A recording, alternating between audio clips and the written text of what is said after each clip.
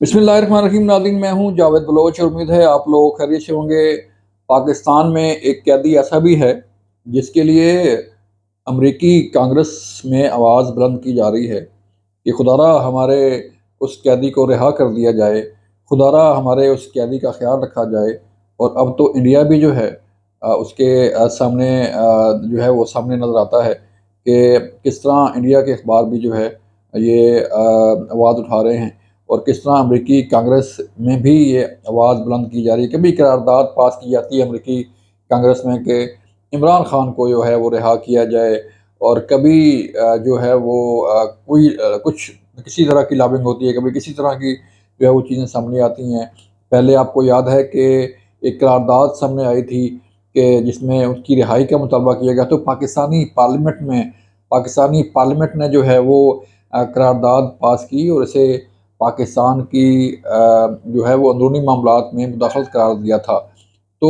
اس کے باوجود اس کے بعد بھی آپ دیکھیں کبھی آئی ایم ایف کے سامنے پروٹیسٹ کیا جاتا ہے کہ پاکستان کو جو ہے وہ قرض نہ دیا جائے، پاکستان کے ساتھ اگریمنٹ نہ کیا جائے۔ اور کبھی یہ لابنگ فرم جو ہیں امریکی کانگریس کے اراکین کو اپروچ کرتی ہیں کہ قرارداد پاس کی جائے، اور کبھی اب جو تازہ ترین صورتحال سامنے آ رہی ہے کہ 60 امریکی کانگریس کے اراکین نے اپنی حکومت کو یہ خط لکھا کہ پاکستانی فوج پر پابندیاں لگائی جائیں، پاکستان پر پابندیاں لگائیں جائیں۔ اور وجہ کیا ہے کہ عمران خان کو جو ہے وہ قید میں کیوں رکھا ہوا ہے؟ کیا کبھی کسی ملک نے کبھی پاکستان نے یا کسی بھی ملک نے کوئی قرارداد پاس کی کہ امریکہ میں جو ہے جو مظالم اٹھائے جا رہے ہیں، کہ امریکہ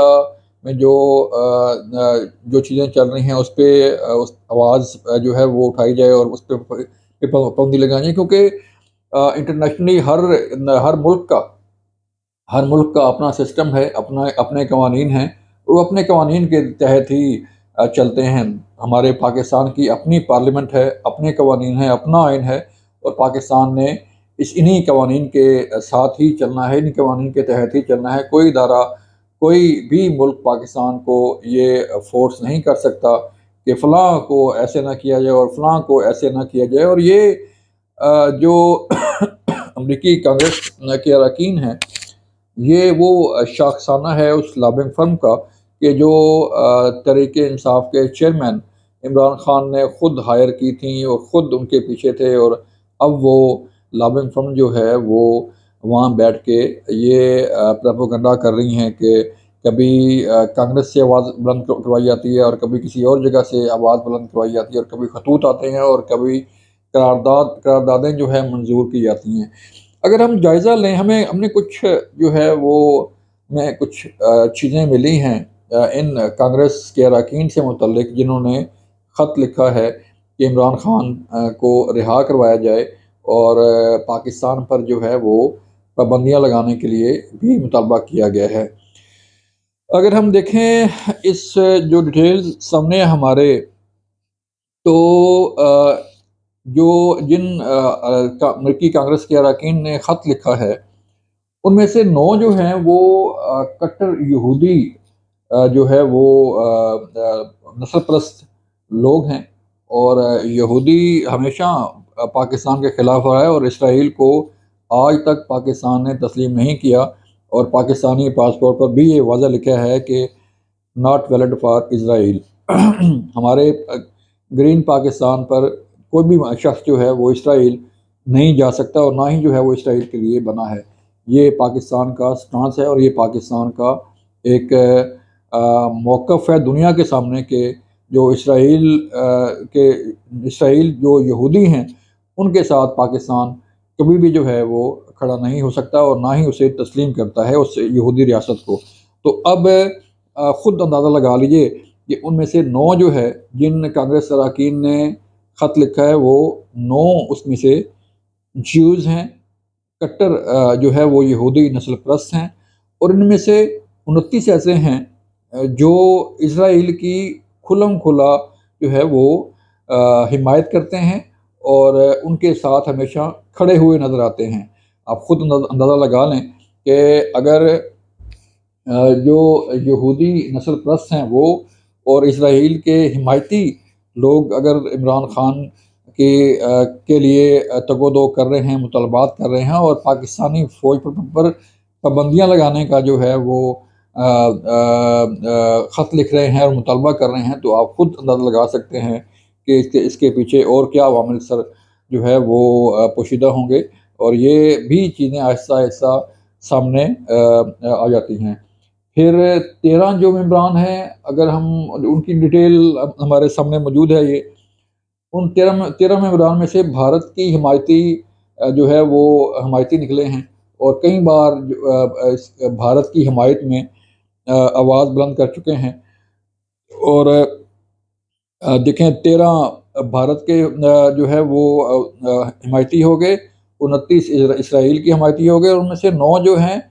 کٹر یہودی نسل پرست، اور 21 جو ہے ان میں سے 21 جو ہیں وہ پاکستان کے مخالف ہیں، کٹر پاکستانی مخالف وہ لوگ کانگریس اراکین ہیں جنہوں نے یہ اس خط میں شامل ہیں، اور 2 جو ہے وہ ہمیں نظر آتے ہیں کشمیر مخالف، جو کشمیر کو بھارت کا حصہ قرار دیتے ہیں۔ تو یہ وہ چیزیں ہیں ناظرین کہ جو ہم آپ کے آج سامنے رکھ رہے ہیں، کہ ان میں سے 9 جو ہے وہ یہودی ہو گئے، 29 جو ہے وہ اسرائیل کے حمایتی ہو گئے، اور 13 جو ہے وہ حمایتی ہو گئے انڈیا کے، بھارت کے، اور 50 ایسے ہیں، آپ اس کا بھی اندازہ لگا لیں کہ 50 ایسے ہیں جو ہم جنس پرستی کے حمایتی ہیں، اور جو ہم جنس پرستی کے حمایتی اراکین ہیں وہ بھی اس میں شامل ہیں، کہ جو چاہتے ہیں کہ تحریک انصاف کے بانی چیئرمین عمران خان کو رہا کروایا جائے۔ 21 پاکستانی مخالف اور 2 جو ہے کشمیر کے مخالف ہیں۔ تو یہ وہ چیزیں ہیں ہم نے جو ریسرچ کی، اور جو فگرز ہمارے سامنے آئے، تو اس سے یہ اندازہ ہو رہا ہے کہ یہ جو لوگ ہیں، جو خط لکھنے والے اراکین ہیں کانگریس کے، ان کا تعلق کس سے ہے، اور ان کا جو ہے وہ کس طرح کے لوگ ہیں کہ وہ چاہتے ہیں عمران خان کو رہا کروایا جائے۔ اب اس سے اندازہ لگانا مشکل نہیں ہے کہ صورتحال کیا ہے، لیکن پاکستان نہ تو ایسے معاملات میں پہلے کبھی کسی نے جو ہے وہ پریشر لیا ہے، اور نہ ہی جو ہے وہ اب کسی قسم کا پریشر لیا جا رہا ہے۔ اس سے پہلے جو قرارداد پاس ہوئی تھی، اس کو بھی پاکستان نے جو ہے وہ اپنے اندرونی معاملات میں مداخلت قرار دیا تھا، اور اب بھی اس خط کی بھی جو ہے پاکستان کے سامنے کوئی جو ہے وہ ویلیو اور اہمیت نہیں ہے کہ وہ اس خط پر کوئی